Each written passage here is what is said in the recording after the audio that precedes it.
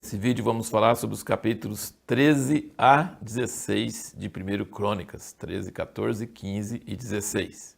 E você percebe que quase a primeira coisa que Davi faz é consultar os chefes do exército, do povo, e levar a arca do Senhor da casa onde tinha ficado muitos anos e ninguém procurava mais, no tempo de Saul. E ele queria levar a arca para ficar perto dele na cidade de Davi, em Jerusalém. Ele conquistou Jerusalém, primeira coisa do seu reinado, e a segunda coisa, ele quer levar a arca para lá. E ele está com toda alegria, convocou toda a nação de Israel, convocou os músicos e está dançando e alegrando diante de Deus, e de repente, Uzá morre. Que vergonha! Ele fica envergonhado diante de todo o povo. Uzá morre porque pôs a mão na arca e porque os bois estavam tropeçando. A intenção foi boa, de estabilizar a arca, e a culpa não é de Uzá, mas a culpa é de Davi, que foi levar a arca. Ele achou que estava fazendo grande coisa, levar uma arca num carro novo de bois. Carro novo, legal, chique, né? Mas ele cometeu um erro grave. Ele consultou o exército e as pessoas, ele não consultou a palavra escrita. E aí responde nossa pergunta do último vídeo. Deus gosta de gente espontânea. Deus gostava muito de Davi, da sua espontaneidade. Mas tem hora que a espontaneidade extrapola, quando sai fora da palavra. E aí, quando aconteceu isso, ele ficou muito triste, envergonhado, acabou a festa. A arca foi para a casa de Obed-Edom, que estava ali ao lado, e ficou 3 meses lá. E a casa de Obed-Edom foi abençoado nesses 3 meses. É uma bênção visível, notável. Não explica como que era, mas havia bênção na casa dele. Certamente era prosperidade, sei lá, alguma coisa. E você nota então que a arca pode matar, matou Uzá, e pode abençoar. É poderoso, é a presença de Deus.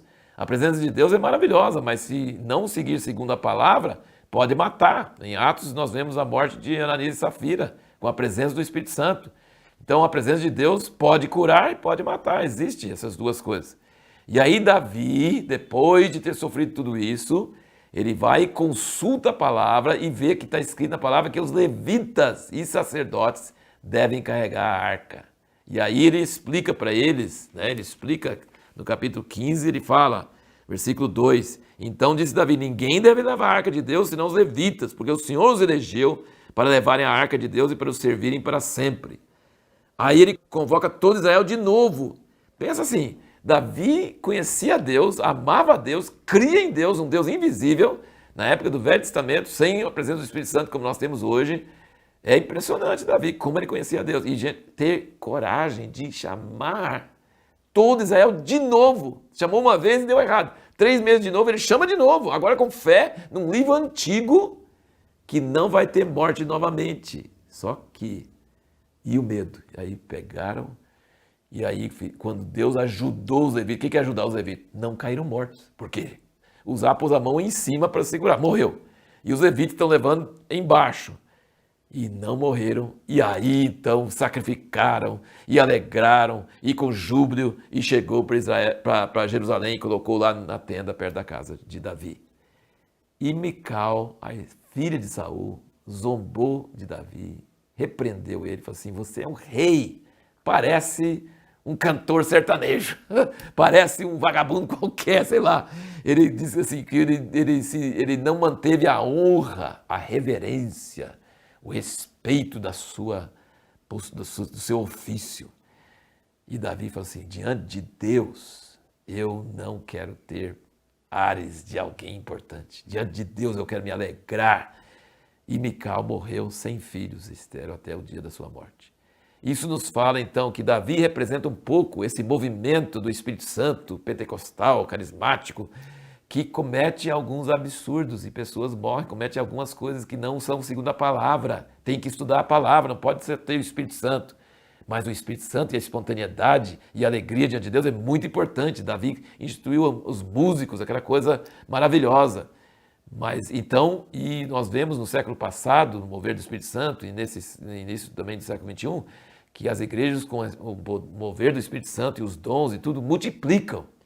E aqueles que ficam com aquele ar de superioridade, aquela frieza, aquele respeito, aquela reverência, acabam sendo estéreis. Então, os pentecostais às vezes cometem erros e isso traz tragédias, mas tem essa alegria e tem essa vida que produz multiplicação. e os tradicionais e aqueles que não, que são contra essa espontaneidade acabam sendo estéreis. Então a gente tem que achar esse equilíbrio de estudar a palavra, mas de ter espontaneidade. E veja que coisa mais interessante.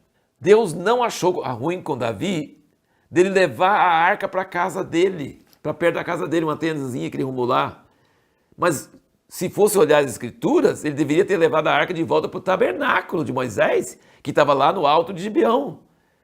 Lá no alto de Gibeão tinha os sacerdotes e tinha o altar de bronze e o altar de incenso e o átrio, o santo lugar, o santo dos santos, só que no santo dos santos tinha nada, porque a arca não estava lá. A arca foi para a terra dos filisteus. Quando voltou dos filisteus, eles abriram, morreram um bocado de gente, mandaram para aquela casa onde ficou muitos anos, e depois Davi pegou e ia levar para a casa dele, não ia levar lá para o tabernáculo. Então você vê que Deus não é detalhista, não exigiu que Davi fosse ao ponto de levar a arca de volta lá para o tabernáculo. Porque a arca, não foi Davi que tirou a arca do tabernáculo. A arca nunca tinha voltado para lá depois dos filisteus. Então ele falou, eu quero Deus perto de mim, e pôs a arca lá. E ele sacrificava no caminho, sacrificou diante da arca lá, sem o altar de bronze, sem as coisas certas que Moisés tinha estabelecido. Então você percebe que algumas coisas é atravessar a linha. Usar com a mão em cima da arca e tentar estabilizar e carregar em carro de boi, não, isso não pode. Mas a espontaneidade de Davi e o amor dele por Deus e o zelo dele por Deus, Deus não teve importância dele sacrificar fora do altar. E ele, sabe o que ele fez? Ele colocou músicos nos dois lugares. Ele colocou lá no tabernáculo de Gibeão, onde tinha o altar de bronze feito por Moisés e o altar de incenso, mas não tinha a arca no Santíssimo Lugar, mas ele colocou os sacerdotes fazendo os sacrifícios lá e colocou músicos lá diante de Deus direto e colocou músicos aqui, perto da casa dele, na cidade de Davi. Então Davi era muito espontâneo, mas existem momentos onde a espontaneidade dava problemas e a gente precisa aprender com essas coisas, com essas lições dele. E o capítulo 16 é maravilhoso, é um salmo, é como os salmos, você vai encontrar nos 150 salmos, mas esse é um salmo de Davi. E eu não sei se você vai lembrar que em Êxodo nós falamos sobre a palavra Hesed. Hesed significa misericórdia fiel, duradoura, que Deus exerce misericórdia em cima da sua aliança. Você vai ver isso no versículo 34, 16, ele diz, dai graça ao Senhor, porque Ele é bom, porque a sua benignidade dura para sempre. Olha, você fala benignidade, para nós não significa nada. Mas essa palavra no original é Hesed. E Hesed significa essa misericórdia duradoura, fiel, de geração em geração. Uma misericórdia que não se afasta, porque Deus promete uma coisa e Ele cumpre. Ele fala assim, eu vou ter misericórdia de você, e Ele guarda isso por gerações. E aí no versículo 41 também fala sobre isso, que designou algumas pessoas nominalmente para darem graça ao Senhor, porque a sua benignidade dura para sempre. Mas no caso essa benignidade é o Hesed de Deus.